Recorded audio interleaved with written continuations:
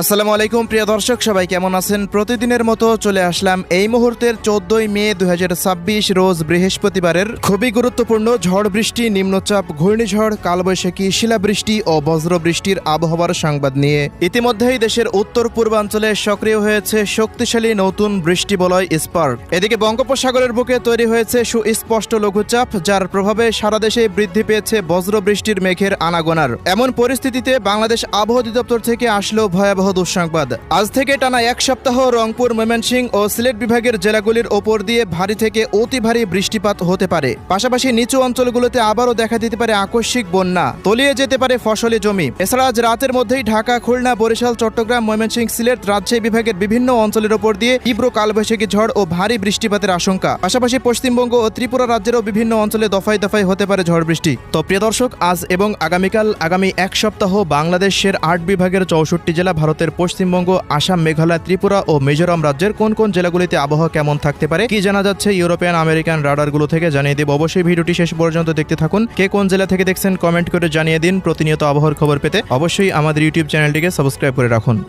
প্রিয় দর্শক, প্রতিদিনের মতো আমরা সরাসরি এ পর্যায়ে চলে আসলাম ইউরোপিয়ান আবহাওয়ার পূর্বাভাস মডেল রাডারের মেঘমালা প্লাস বৃষ্টিবাহী মোডে। তো শুরুতে আমরা দেখে নেব আজ বুধবার দেশের কোন কোন অঞ্চলগুলোতে বজ্রসহ বৃষ্টিপাত হতে পারে সেই আপডেট। এরপর জানিয়ে দেব বৃহস্পতিবার 14ই মের জেলাভিত্তিক আবহাওয়ার পূর্বাভাস। প্রিয় দর্শক, এই মুহূর্তে স্যাটেলাইট উপগ্রহ চিত্র থেকে দেখতে পাচ্ছি যে রংপুর, ময়মনসিংহ ও সিলেট বিভাগ, পাশাপাশি ভারতের আসাম, গৌহাটি, এই সমস্ত অঞ্চলগুলোর ওপর দিয়ে শক্তিশালী বজ্র বৃষ্টির মেঘমালা আনাগোনা করছে। কোথাও কোথাও ভারী বৃষ্টিপাত হচ্ছে। তবে এদিকে দক্ষিণাঞ্চলের জেলাগুলির আবহাওয়া পরিষ্কার। এদিকে সামুদ্রিক আবহাওয়া পরিস্থিতিতে দেখা যাচ্ছে যে বঙ্গোপসাগরে সৃষ্ট সুস্পষ্ট লঘুচাপটি আরও উত্তর পশ্চিম দিকে অগ্রসর হয়ে একই এলাকায় অবস্থান করছে। এই মুহূর্তে বঙ্গোপসাগর জুড়ে দেখা যাচ্ছে গভীর সঞ্চলনশীল মেঘমালা তৈরি হচ্ছে, যা আগামী কয়েকদিনের মধ্যেই দেখা যাচ্ছে যে উপকূলীয় অঞ্চলগুলোতে প্রবেশ করার সম্ভাবনা রয়েছে। চট্টগ্রাম, বরিশাল ও খুলনা বিভাগ, পাশাপাশি ভারতের পশ্চিমবঙ্গের বিভিন্ন অঞ্চলের উপকূলীয় অঞ্চলে এই মেঘমালাগুলো প্রবেশ করতে পারে। এছাড়া এই মুহূর্তে দেশের মধ্যে যে মেঘমালা তৈরি হয়েছে, বিশেষ করে রংপুর, ময়মনসিংহ, সিলেট বিভাগের প্রভাবে আজ রাতের মধ্যেই রংপুর, দিনাজপুর, ঠাকুরগাঁও, পঞ্চগড়, নীলফামারী, লালমনিরহাট, কুড়িগ্রাম ও গাইবান্ধা জেলার বিভিন্ন স্থানের ওপর দিয়ে